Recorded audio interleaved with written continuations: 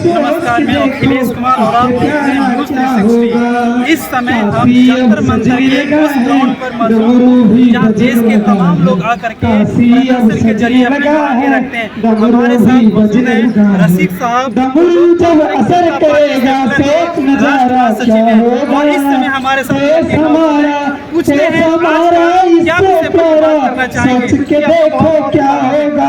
जिस विषय पे आप चाहें मैं तो उस पर बात कर दूंगा, मगर जो मौजूदा सबसे बड़ा मुद्दा है कि सरकार ना तो रोजगार दे पा रही है लोगों को, ना बढ़ती महंगाई पे कंट्रोल कर पा रही है। दिन पे दिन डॉलर के मुकाबले रुपया गिरता जा रहा है, और जितनी भी पब्लिक सेक्टर की कंपनियां हैं जो कल्याणकारी है ना, सरकारें जनता के कल्याण के लिए चलाती हैं, उन सबका प्राइवेटाइजेशन हो रहा है। इन सब मुद्दों से ध्यान हटाने के लिए गवर्नमेंट के पास पॉलिसी नहीं है, तो सिर्फ हिंदू मुस्लिम भारत पाकिस्तान और इस्लाम विरोधी बातें करके, और यही है ना वो प्रोपेगेंडा, यही परसेप्शन है मीडिया के है ना, जो नेशनल मीडिया है उसके ऊपर चला रही है, जिसमें सुप्रीम कोर्ट भी बोलता है। महंगाई से सर आपने बहुत अच्छा सवाल किया। महंगाई से आज पूरा देश परेशान है, खाने पीने का सामान बहुत ज़्यादा महंगा हो गया है। आपको क्या वाकई लगता है कि सरकार जानबूझ करके इस पर ध्यान नहीं दे रही है? देखिए ऐसा है, सरकार सिर्फ अपने मित्रों के लिए काम कर रही है, अडानी और अंबानी इस टाइप के लोगों के लिए काम कर रही है। सारी संस्थाएं, सारे जितने भी पब्लिक सेक्टर की कंपनीज थी, चाहे वो रेलवे हो, चाहे वो पोर्ट्स हो, चाहे वो हमारी खाने हैं, ये सब इन्होंने, और पावर सेक्टर तलक को इन्होंने अडानी को दे दिया है। महंगाई तो बढ़नी है, क्योंकि इसके साथ में सरकार ने ये किया कि जहाँ ये किसानों को 10-20 हज़ार के लिए नोटिस दे देती है, उनको जो दिया हुआ लोन वसूलने के लिए, और किसान और मजदूर आत्महत्या करता है, सबसे ज़्यादा ये है ना, मेरा नहीं सरकारी आंकड़ा है। और ये महंगाई इसलिए बढ़ रही है, ये किसान और ये मजदूर इसलिए मर रहा है क्योंकि गवर्नमेंट किसानों का, मजदूरों का लोन, गरीब और आम आदमी का लोन खत्म नहीं करती है, बल्कि रेट ऑफ इंटरेस्ट बढ़ाती जा रही है। मगर एनपीए इतना हो चुका है, एनपीए को तोड़ा गया, आप इस 50,000 लोगों का शिरोच्छेदन एक साथ किया गया। केस इनने अपने जितने भी बड़े मित्र हैं उनके ऊपर जो लाखों करोड़ों रुपए इन्होंने कर्जा दिया था, जो बैंकों से दिया गया था, जो जनता का पैसा है वो माफ कर दिया है। महंगाई बढ़नी उत्पादन हो नहीं रहा है, रोजगार लोगों के पास है नहीं। मोदी सरकार की नाकामी है, और इसी नाकामी को छुपाने के लिए ये मंदिर मस्जिद की बात करती है, ये मुसलमान की बात करती है, हिजाब की बात करती है। मैं हिजाब को ये कहना चाहता हूँ, क्या सुप्रीम कोर्ट के जजेस हिजाब अगर कोई पहन रहा है भावनाएं कैसे आहत हो सकती है? हिजाब कोई आज से पहना जा रहा है, इसी तरीके से कभी ये पैगम्बर इस्लाम के बारे में बात करते हैं, ये पैगम्बर इस्लाम की शख्सियत को जानते नहीं, ये नहीं जानते कि उन्होंने सबसे पहले औरतों को मारा जाता था, कुचला जाता था, दबाया जाता था, बच्चियों को पैदा होते ही पैगम्बर ने कहा कि बेटी अल्लाह की रहमत है।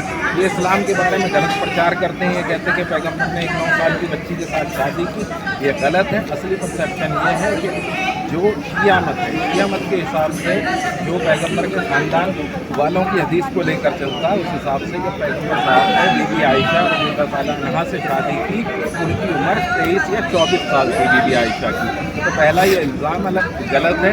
दूसरी चीज़, पैगम्बर की शख्सियत के बारे में मैं ये बताऊँ, आज लोग बातें ज़रूर कर लेते हैं, मेरा आराध्य है, सबके आराध्य ठीक है, मगर कोई चमत्कार वास्तव में दिखता नहीं है। जबकि पैगम्बर साहब ने एक ऐसा वृक्ष लगाया जो बिना गुठली के ही आज भी उस पर है ना खजूर नाम का फल होता है, जिसमें गुठली नहीं होती। ये सबसे बड़ा चमत्कार है।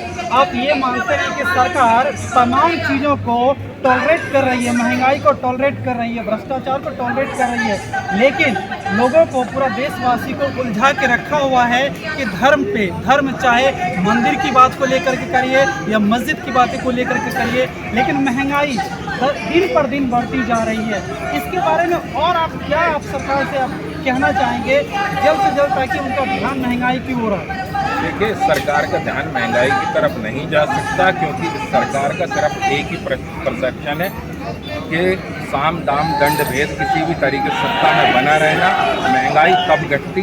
जब आप किसानों के लिए जो है योजनाएं लाते हैं, उनको कुछ ना कुछ सहूलियत प्रदान करते हैं, मजदूरों को रोजगार देते हैं, औरों को तो महंगाई अपने आप कम होती है। मगर जब मैं बता रहा हूँ कि एक सरकार क्या करती है, अपने उद्योगपति मित्रों के 10-10 लाख, 12-12 लाख, 15-15 लाख का जो उनको दिया हुआ कर्ज है उसको ख़त्म कर देती है, तो उसकी भरपाई तो हम ही से करी जाएगी ना।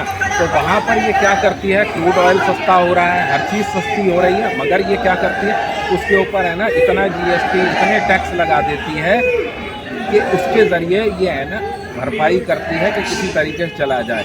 आज की डेट में इस गवर्नमेंट के पास महंगाई को रोकने की कोई ना नीति है ना नीयत है, सिर्फ एक ही नीति और नीयत है कि हिंदू मुस्लिम में सबको उलझाया जाए। जबकि मैं ये कहना चाहता हूँ कि आज से 8 साल पहले जब मोदी गवर्नमेंट नहीं थी, तब भी हिंदू और मुसलमान, सिख, ईसाई, दलित सब मिल के रह रहे थे, तब लोगों में अविश्वास क्यों नहीं था एक दूसरे के प्रति, ये आज क्यों है?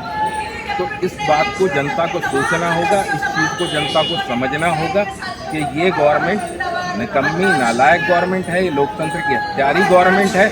ED के जरिए, CBI के जरिए, खरीद फरोख्त के जरिए ये सरकारों को है ना गिराती है अपोजिशन की, और उनको अपने कब्जे में लेती है सरकारों को। तो लोकतंत्र को बचाने के लिए जो विपक्ष है उसको भी ये करना होगा कि हमारी तरह उसे एक मांग करनी होगी कि ED, CBI, निर्वाचन आयोग और जितनी भी संवैधानिक संस्थाएं हैं जिनको संविधान के अनुरूप काम करना चाहिए, संविधान के हिसाब से जो गवर्नमेंट की कठपुतली बनी हुई है, जहाँ RSS के लोग बैठ चुके हैं बड़े बड़े पदों पर, इन सब के ऊपर एक मॉनिटरिंग कमेटी होनी चाहिए। अगर इस देश को बचाना है, मॉनिटरिंग कमेटी होनी चाहिए। उस मॉनिटरिंग कमेटी का काम ये होना चाहिए कि वो निगरानी करे कि ED क्या सही काम कर रही है, CBI क्या सही काम कर रही है, पुलिस और कोर्ट क्या सही काम कर रहा है, निर्वाचन आयोग क्या सही काम कर रहा है। अगर देश के लोकतांत्रिक स्वरूप को, संवैधानिक ढांचे को बचाना है, महंगाई से जो पार पाना है और इस देश को वास्तव में विकास की तरफ ले जाना है, तो इसकी मांग करनी पड़ेगी समूचे विपक्ष को, और इसके लिए लड़ना होगा सड़क से लेकर संसद तक। इसके बिना ना महंगाई, ना बेरोजगारी और ना शांति व्यवस्था, ना भाईचारा, ये कुछ कायम नहीं है। जी बहुत बहुत शुक्रिया। आप देख रहे थे हमारे साथ रशीद साहब मौजूद थे और बात कर रहे थे किसी राष्ट्र पार्टी के महासचिव थे। तमाम मुद्दे के साथ इन्होंने बात करी। इसी के साथ आप देखते रहिए News 360। मैं अखिलेश कुमार, जंतर मंतर, न्यू दिल्ली।